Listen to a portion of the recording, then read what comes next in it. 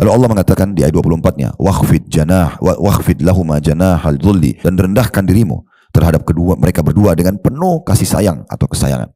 Allah Subhanahu wa taala berfirman, wassaynal insana biwalidayhi ihsana hamalathu. Kami perintahkan kepada manusia supaya berbuat baik maksimal kepada. Salah satu cirinya yang disebutkan Nabi ini, ya Nabi Yahya dalam Al-Quran, ya. Dalam surah Maryam ayat 14, wa barram biwalidayhi wa lam yakun jabbaran asiya, sebagai suri tauladan tentunya.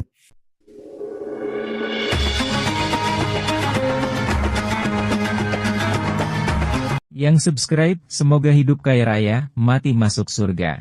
Yuk jadi bagian dari dakwah kami. Dukung operasional dakwah dan sosial kami, raih pahala amal jariah yang terus mengalir sampai hari kiamat. Assalamualaikum warahmatullahi wabarakatuh.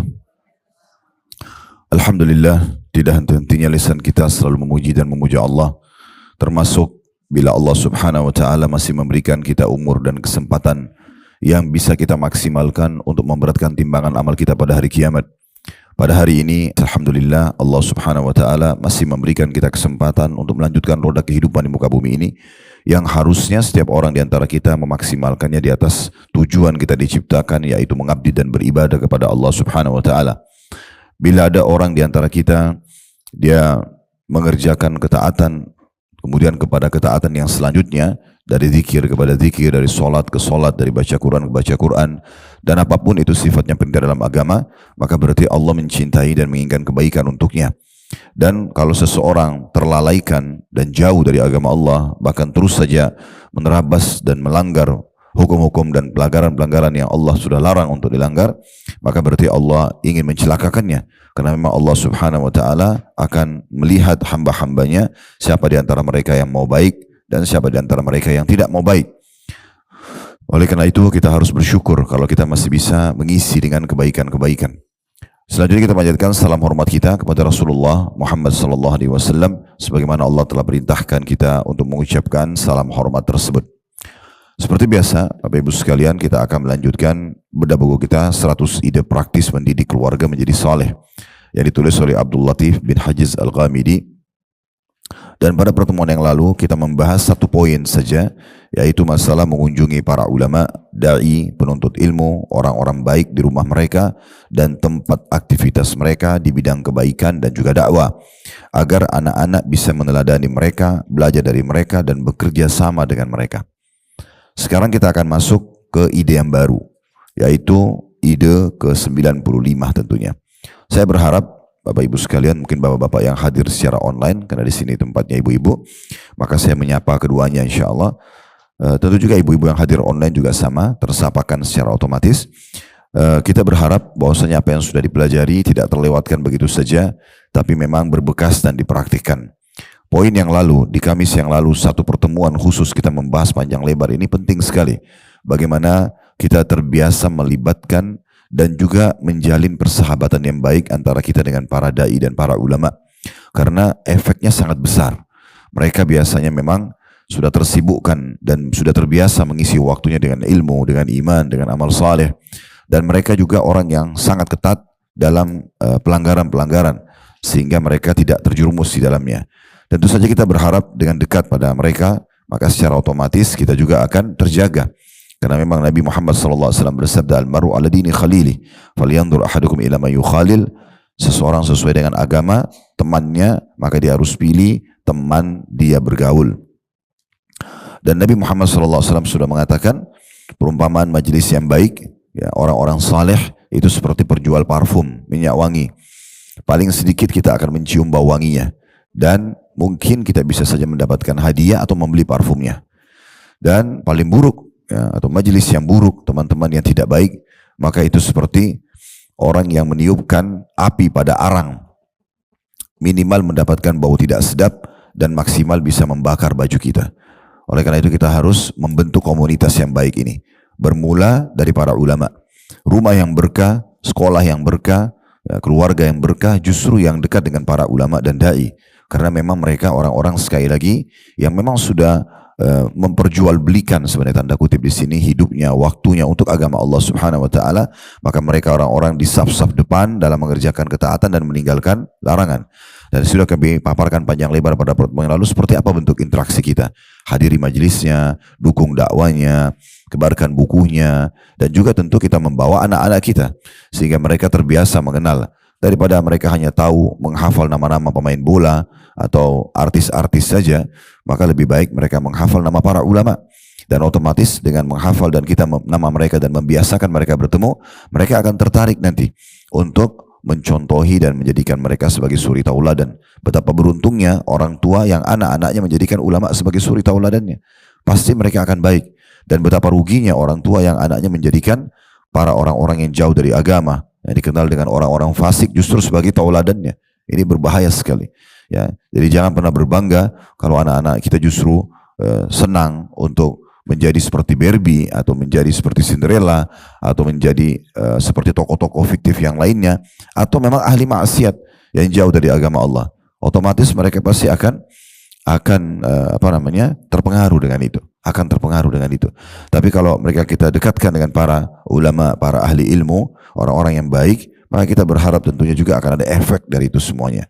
Kita temukan banyak di antara ulama-ulama kita yang ada di Madinah, di Mekah itu, guru-guru kami pun, mereka memang oleh orang tuanya dibiasakan dari kecil. Aktif di Masjid Nabawi, aktif di Masjid Haram Mekah, mereka interaksi di majelis ulama. Ternyata betul-betul mereka menjadikan itu akhirnya sebagai idolanya. Dan mereka pun ikut di jejak para ulama tersebut. Akhirnya mereka melanjutkan estafet halakah-halakah ilmu di masjid atau dua masjid yang mulia ini.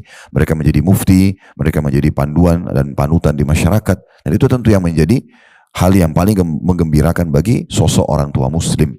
Ya, karena ini prestasi terbaik. Selain buat anak itu dan masa depannya, juga buat kita sendiri. Kita akan panen pahala dari amal soleh anak-anak tersebut. Ya, saya berharap poin-poin seperti ini jangan lewat begitu saja Bapak Ibu sekalian. Sayang sekali. Ya, kalau hanya sekedar masuk telinga kanan keluar telinga kiri, atau hanya sekedar ditulis di buku kemudian tidak pernah lagi dimurajaah, dikembali lagi dibaca gitu kan. Ide kita ini banyak sekali kaya dengan ide. Dari ide 1 sampai 94 sudah kita pelajari. Poin demi poin ya, kita sudah tambahkan dengan faedah-faedah tambahan, kisah-kisah, dalil-dalil tambahan, semua ini jangan terlewatkan begitu saja. Jadi kesimpulan di poin 94, libatkan hidup kita bersama para ulama-ulama tersebut. Ya, apa saja yang bisa kita terlibat dengan mereka karena memang akan mendatangkan efek-efek yang baik. Kalau kita memberikan makan saja kepada seseorang, ada pilihannya seorang alim dengan seorang yang biasa, maka tetap lebih baik kita memberikan kepada seorang alim. Karena kata Nabi SAW, la ya'kulu ta'amaka illa taqi. Jangan memakan makananmu kecuali orang yang bertakwa. Dan orang yang patuh maksudnya. Karena otomatis makanan tersebut, minuman tersebut akan dikonsumsi untuk ketaatan kepada Allah Subhanahu wa taala. Karena mereka pasti akan menjaga. Bukan berarti para ulama dan dai ini luput dari kesalahan, tapi bisa saja mereka terlibat dalam kesalahan. Tetapi paling tidak mereka orang yang lebih hati-hati, Baik, kita akan masuk poin ke-95 dalam pendidikan dan membentuk keluarga yang saleh.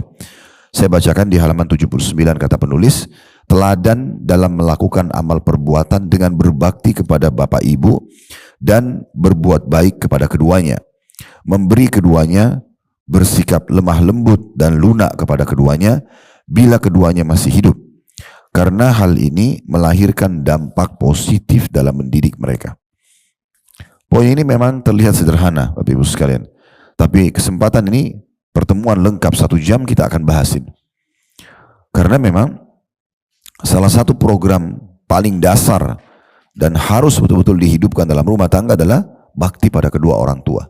Mulai dari kita, walaupun kita ini sudah menjadi orang tua statusnya, selama orang tua kita masih ada, tunjukkan ya kepada Allah Subhanahu wa taala kalau kita menjalankan perintahnya untuk bakti dengan kedua orang tua sebagaimana nanti akan kita paparkan panjang lebar dalilnya insyaallah, dan anak-anak kita juga akan melihat itu. Oh, ternyata ibu ayah saya bakti sama orang tuanya ya. Misal, maka secara otomatis ya, saya pun anak-anak itu akan mengatakan akan bakti kepada ibu dan bapak ya. Dan cukup banyak contoh-contoh pernah terjadi di Saudi begitu, orang tua justru yang kasar dengan orang tuanya malah dibalas dengan anak-anaknya juga yang kasar pada mereka. Jadi cukup banyak contoh berhubungan dengan masalah hal ini tentunya. Dan ini sejalan dengan sabda Nabi Muhammad SAW, baktilah dengan kedua orang tua kalian, maka Allah akan memberikan kalian anak-anak yang berbakti dengan kalian. Jadi memang ada unsur efek itu, ya, ada unsur efek itu yang harus kita betul-betul jaga. Tentu berbakti pada orang tua bisa kita raih maksimal di saat keduanya hidup, dan kita bisa meraih ya di level keduanya di bawah daripada maksimal semasa itu setelah mereka meninggal. Bakti pada orang tua semasa hidup luas sekali. Kita bisa masuk dengan seperti dikatakan oleh penulis di sini ya, bagaimana berbuat baik kepada keduanya, apapun itu, dalam memberikan makanan, memberikan pakaian, bertutur kata, memberi apa saja yang terbaik. Dan dalam bab silaturahim yang paling tinggi adalah bakti sama kedua orang tua. Jadi kita memberikan kepada mereka yang terbaik apapun. Kalau perlu pakaian yang kita beli, kita berikan kepada ibu kita dan ayah kita lebih mahal dari apa yang kita pakai. Kalau perlu makanan apa yang kita makan, kita berikan kepada mereka yang lebih baik daripada makanan yang kita konsumsi. Kalau perlu mereka tinggal di tempat yang lebih layak daripada kita tinggali, dan seterusnya. Jadi memang ini termasuk untuk bakti, dan kita tidak pernah membantah perkataan-perkataan mereka selama bukan maksiat. Kita mendahulukan mereka pada saat jalan, pada saat berbicara, kita tidak melototkan mata pada mereka. Semua ini bentuk-bentuk bakti yang luar biasa. Bisa kita tambah dengan menyiapkan sendal atau sepatunya pada saat mau keluar, bukakan pintu buat mereka. Kalau sedang bertamu ke rumah, mungkin kita mengalah memberikan untuk mereka kamar tidur kita. Semua ini bentuk-bentuk bakti. Kita mendahulukan mereka dalam transportasi. Kita mungkin butuh pergi kemana, satu tempat misalnya, tapi orang tua kita lagi kebetulan ada di Jakarta misal, contoh di kota kita, lalu kita mendahulukan mereka di kendaraan tersebut. Bukan malah kita menyewakan untuk orang tua lalu kita pakai mobil yang bagus misalnya. Nah ini semua hal-hal yang sensitif sebenarnya. Tapi kenapa Anda tidak raih kesempatan pahala? Ingat selalu tadi hadis Nabi SAW, berbaktilah pada kedua orang tua kalian, Allah akan berikan kalian anak-anak yang berbakti pada kalian. Saya waktu ayah masih hidup, rahimahullah, karena ibu saya meninggal waktu saya masih kecil, masih umur 4 tahun. Tahun 79 beliau meninggal, rahimahullah. Sudah lebih dari 50 tahun mungkin beliau meninggal, atau 40 tahun lebih, kurang lebih. Tapi ayah meninggal di masa Covid kemarin, sehingga saya tidak terlalu banyak interaksi sama ibu dulu. Tapi kalau sama ayah, ini saya coba lakukan apa yang saya bisa lakukan. Ini bukan dalam bab riya sama sekali, tapi berbagi. Karena memang kita boleh menceritakan sesuatu kalau kita anggap itu bisa dalam bab berbagi. Karena saya melihat ini efeknya langsung depan mata. Saya lihat sendiri efeknya.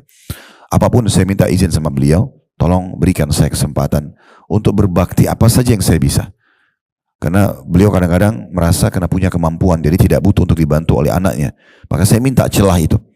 Maka saya coba mengirimkan kebutuhan bulanan dari, saya tahu, tanya sampo apa yang dipakai, sabun apa yang dipakai, jenis handuk apa, makanan kesukaannya apa. Saya setiap pergi ke satu negeri, luar negeri, atau saya datang ke satu kota di negeri kita, saya selalu cari apa yang kira-kira kesukaan beliau. Di saat datang ke Jakarta, saya ajak istri saya untuk pindah dari kamar. Biarkan beliau menikmati kamar tersebut, kita mengalah ke kamarnya anak-anak misalnya. Kalau ke pintu mobil, kita bukain pintu mobil, siapin sendalnya. Depan mata, subhanallah, ada anak saya, Allah karuniakan anak laki-laki yang pertama, itu umurnya waktu itu masih dari umur 3 tahun, sekarang umurnya sudah 10 tahunan, alhamdulillah 11 tahun. Maka hampir apa yang saya buat kepada ayah saya dibuat sama anak ini. Tanpa saya perintahkan gitu. Karena dia lihat pada saat mau minum ayah saya ambilin, maka dia pun melihat itu lalu mencontohnya tiba-tiba.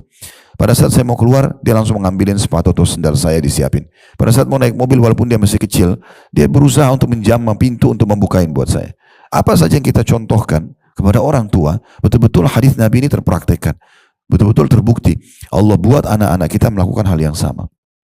Sebaliknya, kalau kita justru durhaka pada orang tua, membiarkan mereka, membengkalikan mereka. Berapa banyak anak-anak yang dia nikmati pakaiannya, dia nikmati makanannya, minumannya, kendaraannya, sementara orang tuanya menderita di kampung sana, atau di kota lain, atau di negeri lain.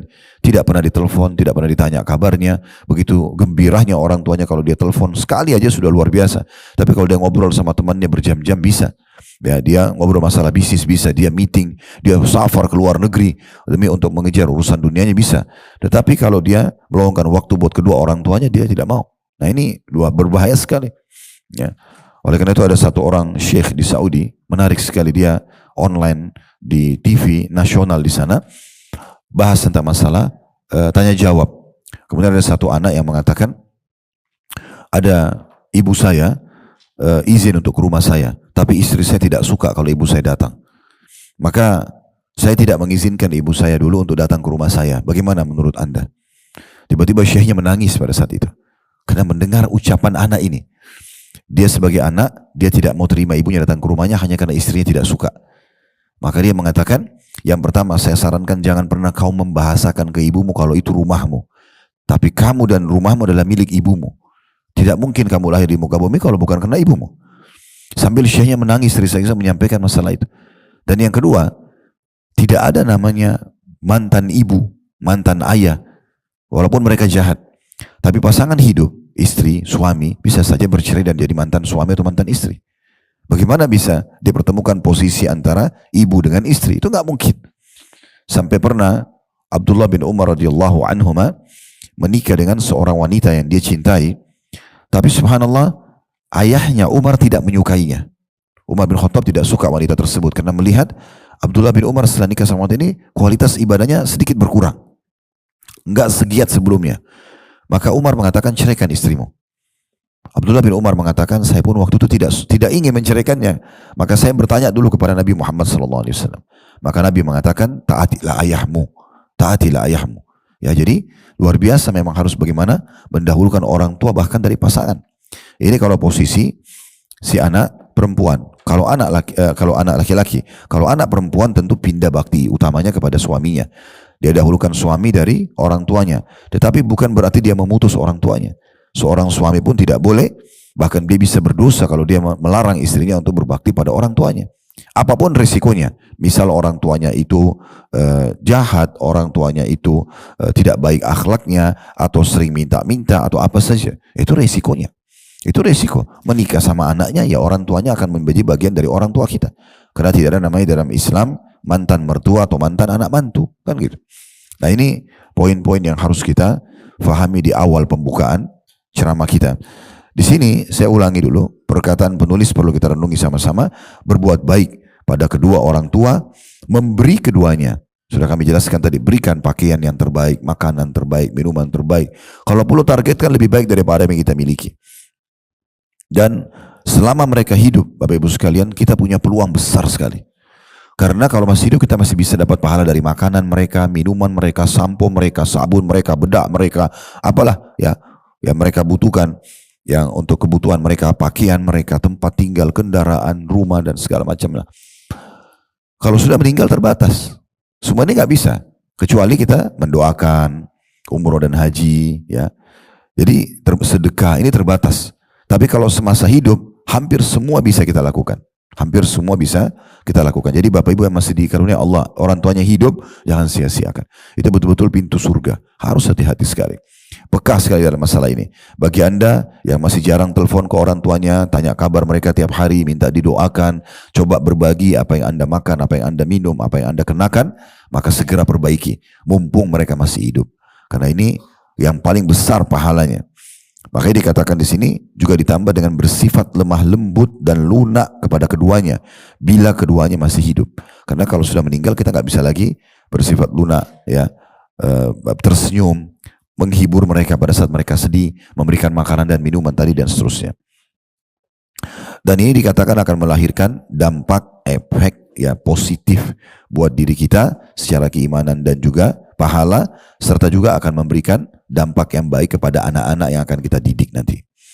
Baik, kita coba lihat dalil-dalil. Sekarang saya bilang tadi, satu pertemuan lengkap kita akan bahas masalah ini. Satu poin saja. Karena pintu bakti sama orang tuanya nggak bisa dianggap lalai atau nggak bisa dianggap biasa. Harus betul-betul peduli sekali ya berhubungan dengan masalah ini. Cukup banyak ayat-ayat Al-Quran yang dimana Allah Subhanahu Wa Taala menyuruh kita untuk menjaga bakti kita kepada kedua orang tua kita. Bermula dari surah Al-Isra. Coba kita buka Al-Quran, surah Al-Isra, surah nomor 17, ayat 23. Ya.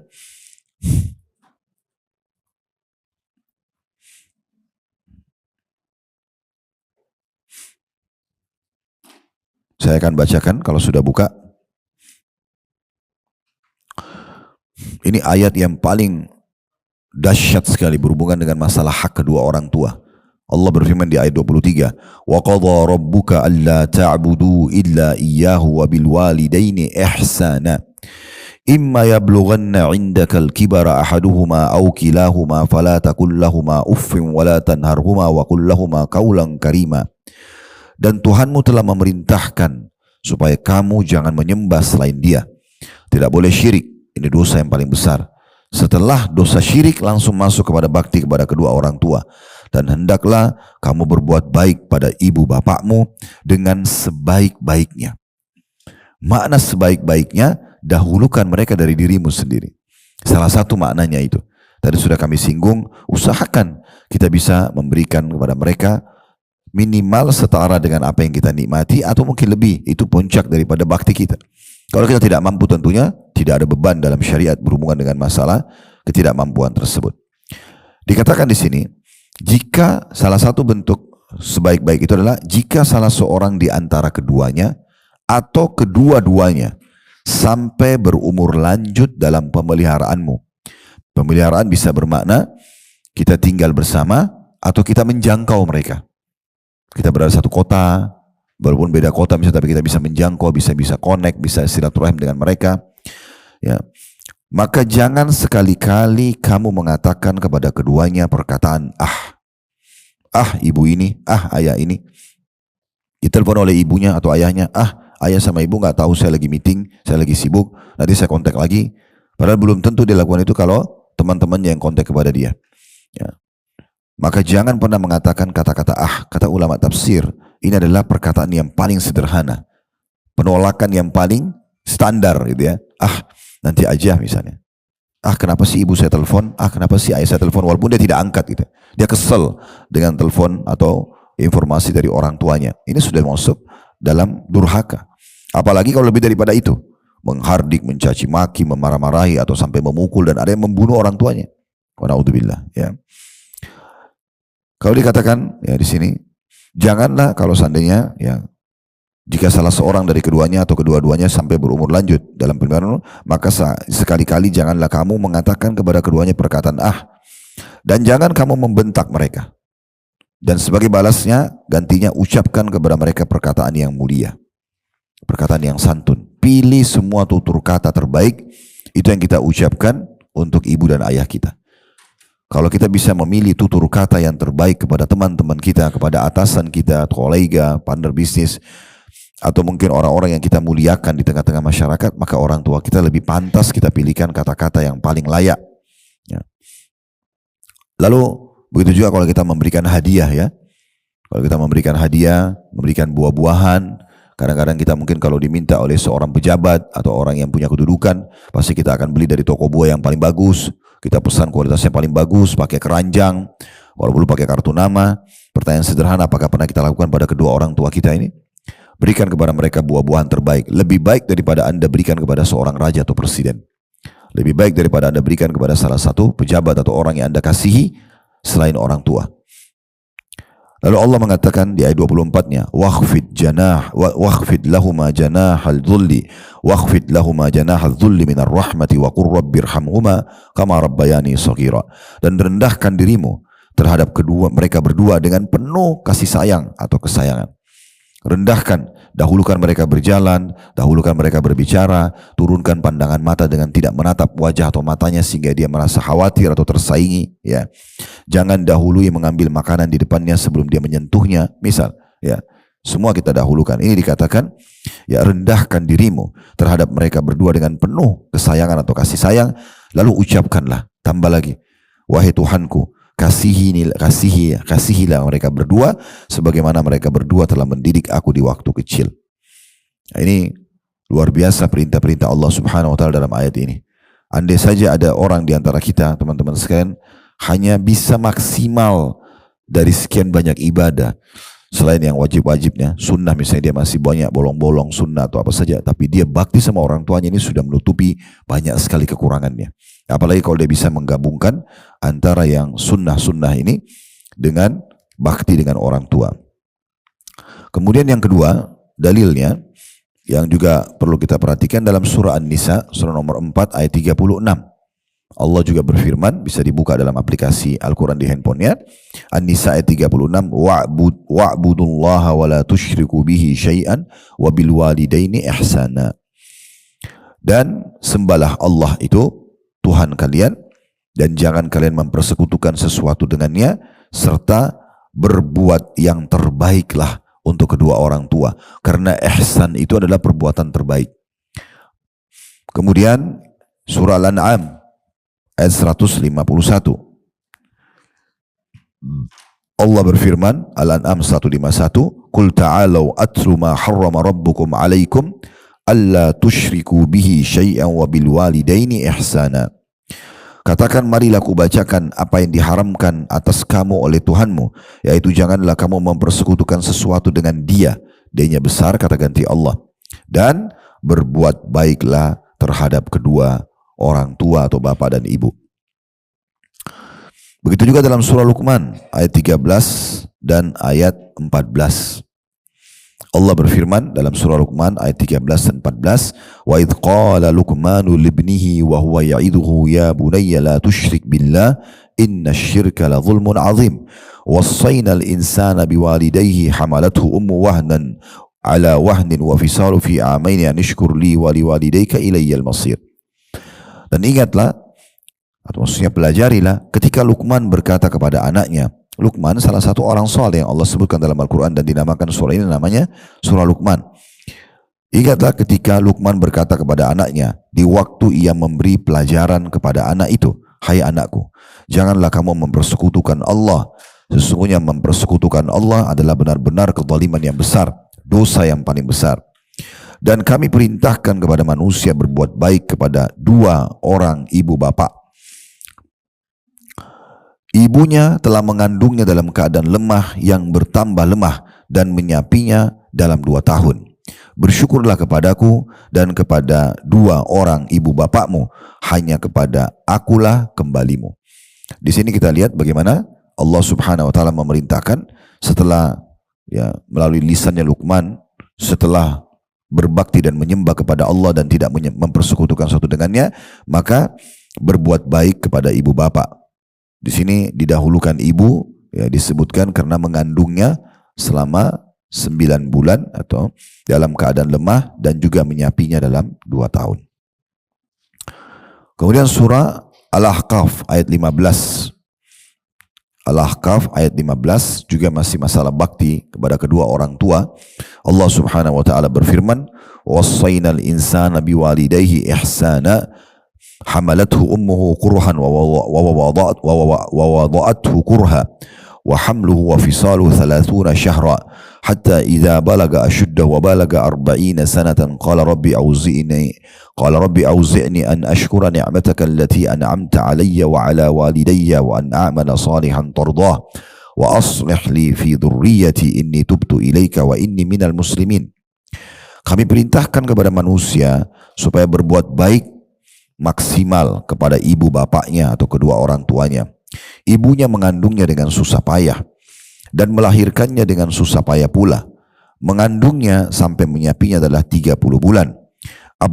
Sehingga apabila dia telah dewasa, sang anak ini ini dianjurkan membaca doa ini dan umurnya sudah sampai 40 tahun.